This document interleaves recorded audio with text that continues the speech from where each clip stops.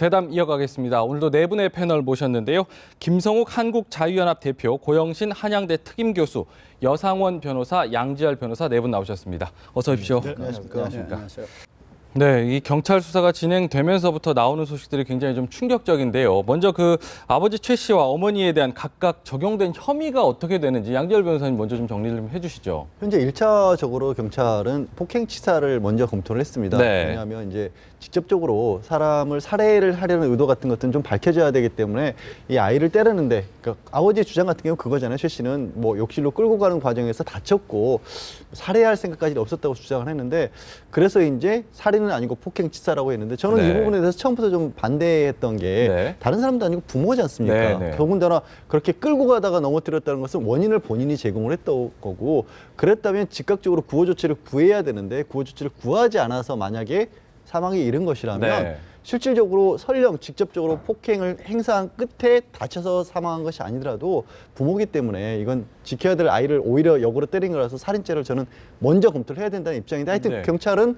폭행치사를 우선적으로 검토를 하고, 네. 어머니 같은 경우도 이제 계속해서 학대 행위 좀 이런 것들이 있었다는 점에서 아동학대의 혐의를 가지고 일단 네. 수사는 시작을 했습니다. 그렇죠. 아직까지는 뭐 살인의 그 직접적인 원인을 좀 더 조사를 좀 해봐야 될 상황인데, 여러 가지 의문점이 많은데요. 지금 경찰에서 지금 진술하기로는 뭐 사고였다 이렇게 얘기를 하고 있는데, 사고였다면 장례를 치러주면 되는데 장례를 치르지 않고 왜 냉동실에 보관을 해왔느냐, 이게 의문점이거든요, 지금. 그러니까 그 본인이 살인을 안 했다 하더라도 폭행 끝에 방치해서 사망했다.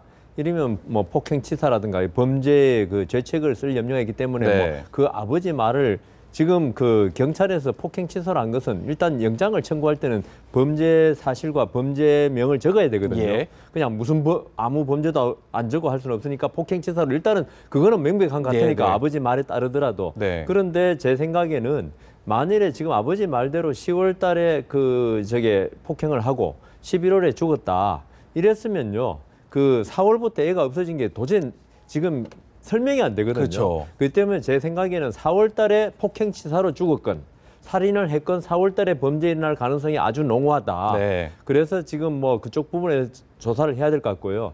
그다음 이 아버지로서 진짜 지금 우리 앵커 말씀하신 대로 보통의 아버지, 부모로서는 도저히 납득이 안 가는 행동을 했기 때문에 이 오늘 아침 언론 보도에 하면 이 사람이 계속 폐인처럼 행동했다는 거거든요. 예. 게임에 집중하고 어디 그 직업도 없고, 특정한 직업이 없었고요. 특정한 직업도 네. 없고, 그다음 게임에만 몰두하고 그게 사회성이 전혀 없는 거죠. 네. 그래서 지금 사이코패스인지 여부를 지금 그 프로파일러라 그러죠. 네. 조사한다 그러니까 그게 나오면은 아마 이게 살인인지 폭행치사인지 이 부분도 아마 그 밝혀질 것 같습니다. 양 변호사님께 하나만 더 여쭤볼게요. 이런 사건들 간혹 부모가 학대에 의해서 이런 경우들이 간간히 일어나긴 하는데, 그 말씀하신 대로 지금 컴퓨터라든지 이런 부분에 빠져 있다 보면 이런 정신 상태 때문에 혹시나 이런 범행까지 이어지고 사후 조치까지도 염두에 둘 수 있지 않을까요? 저는 이게 인과관계라고 하죠. 그러니까 무엇 때문에 이런 상태에 이르렀을까라고 네. 했는데, 그게 뭐 원래부터 좀 비정상적인 어떤 사이코패스적 성향이 있었기 때문에 사회성도 떨어졌고 또 찾을 수 있는 것이 컴퓨터 게임이었으니까 그쪽으로 집착을 한 거지. 네. 만약에 지금같이 뭐 컴퓨터 게임 같은 게 없었던 상황이라면 또 다른 것인가 어떤 뭐 알코올에 탐닉을 한다든가 이런 식으로 빠졌을 것으로 보이고요. 추측해 볼 수 있는 건 그래요. 지금 아이를 왜 그렇게 그런 방치 내지는 감춰놨을까 생각해 보면 그 전부터 지속적인 학대나 이런 것들이 몸에 흔적으로 고스란히 남아있었을 가능성이 있다. 네. 뭐 피부가 멍이 들었을 수도 있고 뭐 골절 같은 것이 있었을 수도 있고, 그렇기 때문에 죽음이 이르렀을 때도 그때라도 좀 반전을 해서 신고를 할 수 있었던 상황이 아니었다. 이미 네. 그런 것이 좀 유력하고, 이런 부분들은 이제 그래도 아이의 시신이 좀 뭐 남아있는 편이기 때문에 경찰이나 국가수에서 정밀 감식을 하면 차후적으로 밝혀질 것으로 아마 보입니다. 근데 예. 한 달 뒤에 죽었다 그러지 않습니까? 폭행을 한지. 네네네. 근데 그 뭐 폭행을 하고 그것만으로 한 달 뒤에 죽지는 않을 거거든요. 네. 우리 저 작년에 그 여아 그 몸무게 뭐 몇 네, 킬로, 그 16kg요. 밥도 안 주고 전혀 예. 돌보지 않았다면 그 폭행을 하고 한 달 뒤에 죽겠지만, 만일에 그냥 폭행한 걸로 한 달 뒤에 죽을 사람 같으면 안 죽거든요. 네. 상처는 남아 있고 그 정상적으로 케어했다면은, 이 때문에 이거는 제가 보기에는 살인일 가능성이 아주 농후하다, 그렇게 생각됩니다. 저는 그런 사건 내용, 뭐 구체적인 그런 것보다도 지금 최근에 여러 가지 일어나는 이런 엽기적인 사건들 보면 네네. 20대 초반 여기 최 씨도 24세인가 이렇게 동거에 들어간 것 같아요. 네네. 2003, 이런 2003년부터 20대 했다고 초반에 하면. 이런 동거 생활을 하면서 경제적 능력은 물론이고 부모로서 갖춰야 할 어떤 책임과 그런 그 역할 네. 그런 것에 대한 인식도 없는 사람들이 이렇게 동거로 들어가고 그래서 아이를 낳고 네. 그리고 그런 아이들이 폭행과 학대 또 이렇게 노출이 되더라도 그걸 보호할 어떤 법적인 또 뭐 이런 사회적 안전망이 네. 갖춰지지 않은 상태 네.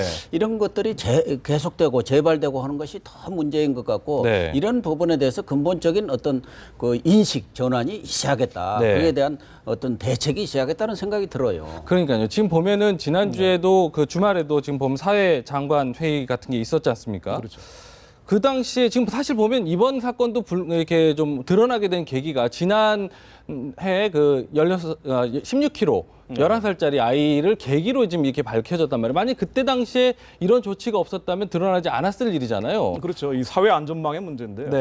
그러니까 지난해 그 여아 같은 경우도 16kg이 4살짜리 평균 몸무게입니다. 네, 네. 근데 이 11살짜리가 16kg라면 말도 안 되는 네, 거고 한겨울에 반바지하고 맨발로 그렇게 헤매고 있었던 상황이었죠. 네, 네. 이제 그 사건을 계기로 전수조사에 들어가게 된 건데 뭐 일단 근본적인 원인이라고 한다면은 네. 일종의 정서 공동체라고 하죠. 가정이라든가 고향이라든가 이 혈연 공동체 이런 게 무너지고 여기에 대한 이제 사회 안전망이라는 대체물이 나와야 돼요. 네, 네. 이게 일종의 복지라고 볼 수도 있고. 네. 근데 예전 공동체는 무너지고 새로운 대체망도 나오지 않았기 때문에 예, 예. 일종의 이제 빈 공간이 만들어진 거고요. 네, 네. 그리고 이런 거는 정부가 책임지고 나서는 수밖에 없습니다. 네, 네. 이번에 좀 뒤늦은 감이 있지만은 어쨌든 지금도 나오고 있는 여러 가지 이제 만일 아동 학대 우려 케이스들이 나오고 있지 네, 않습니까? 네. 이런 경우에 대해서 이 정부 여당 이게 집중적으로 여기에 대해서 대책을 세우지 않으면은 네. 이 제2의 사건, 제3의 사건 또 나올 수 있다는 점에서 우려스러운 면입니다. 네. 그러니까 이런 지난번 11살 먹은 애도 그렇고 이번에도 그렇고 학교에 무단 결석, 장기 결석을 하더라도 네. 학교라든가 교육당국이 취할 수 있는 것은 그 학생에 대해서 소재 뭐 확인하는 정도 문서를 통해서 그렇지 그것에 대해서 어떤 구체적인 수사에 들어간다든가 이런 것들이 사실상 할 수 없는 그런 상황이 하나 있고 또 하나 이런 문제에 대해서 법적인 그런 그 조치랄까 또 그 애국가 가치로 네, 네. 이런 부모가 무단 결석 이런 또 이렇게 장기 결석을 취했을 경우 네. 거기에 대해서 강력한 제재 조치라든가 이런 네. 것이 사실은 없거든요. 네, 네. 그냥 부모들한테 맡겨놓은 이런 상황이니까 네. 이런 것 재발을 막을 수 있는 장치가 없지 않느냐. 네. 그렇기 때문에 뭐 청년 수당도 좋고 뭐 하는 복지도 좋지만 네. 정말 아동들이 제대로 보호받고 클 수 있는 그 환경이 되어야 우리 저출산 문제도 해결이 되는 거예요. 네. 예. 그 양 변호사님께 좀 여쭤볼게요. 안 그래도 지금 외국 경우를 말씀을 해주셨기 때문에 외국 사례 같은 경우는 이런 경우 어떻게 좀 조치를 취하고 우리가 좀 배워야 될 부분이 있다면 어떤 점이 좀 있을까요? 그러니까 뭐 신원의 확인에 있어서 이런 겁니다. 우리 뭐 민관 합동이라는 얘기도 많이 하고 관과 관사의 합동에 관한 얘기도 많이 하는데 이 사례에서 보면 정확하게 드러나는 게 학교에서 주민센터로 요청을 했지만 학교에서 할 수 있는 일도 한계가 있었고 주민센터에서도 그냥 확인해 보는 정도였기 때문에 한계가 있었고 끝까지 추적하는 시스템이 없었거든요. 네. 지적하신 것처럼 외국 사례 같은 경우가 딱 그런 경우예요. 이게 만약에 아이가 없어졌고 문제가 있다고 한다면 그 집과 그 아이의 복리를 담당하는 기관이 주체가 어디가 됐든 그게 민의의 역할이 됐든 관의 역할이 됐든 한 곳이 주도가 되면 나머지 부분들이 다 집중을 해서 결론을 낼 때까지 찾아 나서는 게 시스템이 잘 갖춰진 경우인데 네네. 우리 같은 경우에는 거기서 끊기는 겁니다. 각자의 영역에서 학교에서 할 수 있는 일이 요만큼이야. 근데 그걸 넘어갔을 때는 저쪽으로 넘기고 하면 그럼 그 영역에서는 또 그만두고 여기서 해보고다가 또 안 되면 또 넘기고 그만이고 예. 우리는 우리 할 일을 다 했어.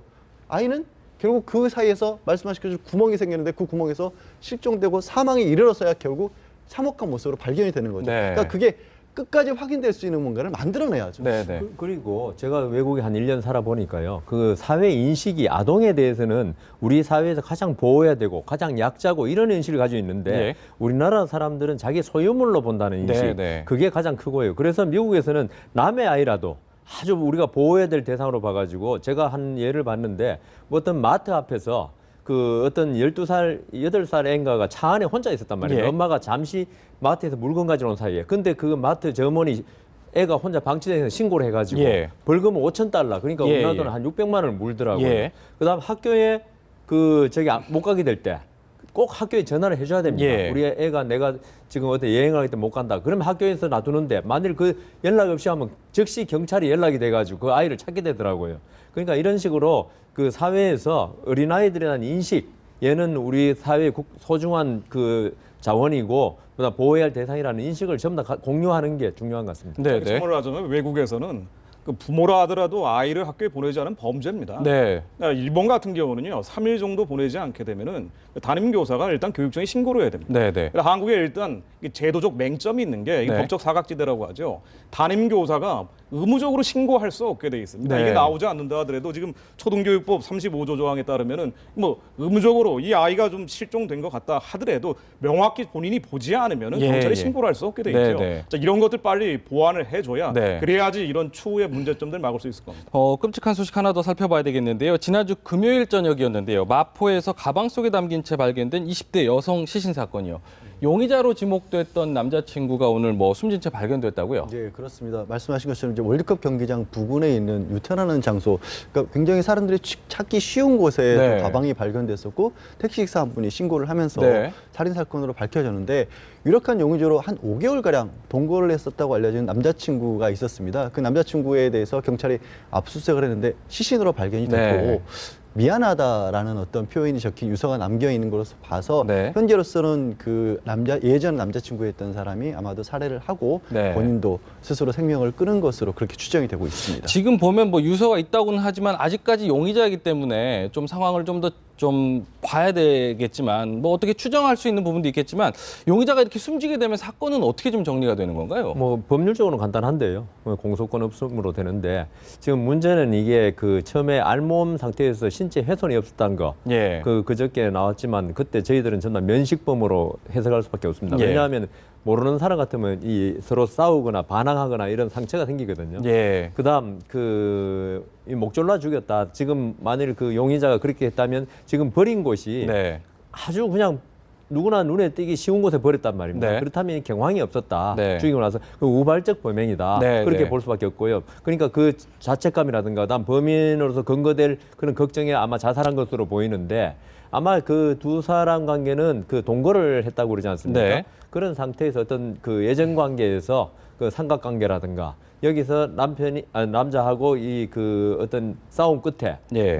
남자가 목을 졸라서 우발적으로 죽이고 네. 그 경황이 없는 나머지 그 유기하고 네. 본인도 이 경찰에 이거는 뭐 누구나 봐도 뻔한 범인이 뻔하니까요. 네, 네. 그래서 아마 자살한 게 아닌가 그렇게 생각되고 네. 뭐 사건은 아마 법률적으로 쉽게 종결됩니다. 아, 그렇군요. 보면은 근데 지금 뭐 가족들은 일단 뭐 굉장히 당혹스러울 것 같아요. 이거 어떻게 이걸로 사건이 종료되면 끝나는 건가요? 그냥? 아니요, 일단 아무리 분명히 유력한 용의자고 뭐 본인 스스로 뭐 죄를 인정하는 네. 것이 적어놨지만 이제 확실하게 수사는 해봐야죠. 다른 게 아니라 혹시라도 다른 사람에 의해서 살해가 됐을 가능성을 네, 네. 완전히 배제할 수. 그렇게 될 경우에는 그냥 사건 자체가 묻혀버릴 수가 있기 때문에 네, 네. 그렇지만 그럼에도 불구하고 이제 말씀하신 것처럼 공소권 없음으로 그냥 종결이 돼버릴 가능성이 네, 가장 네. 높고. 네.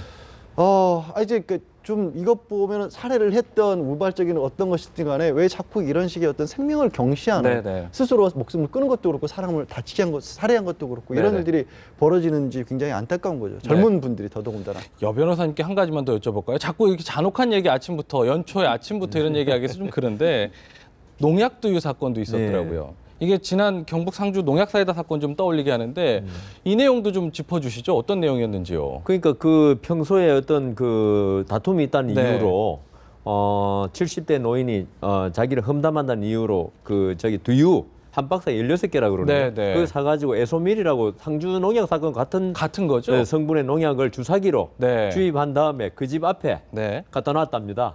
갖다 놨는데 이 사람이 누가 동네 주민이 나를 좋아해서 갖다 놨구나 하고 또 이 사람이 착하게 좀 나눠줬대요.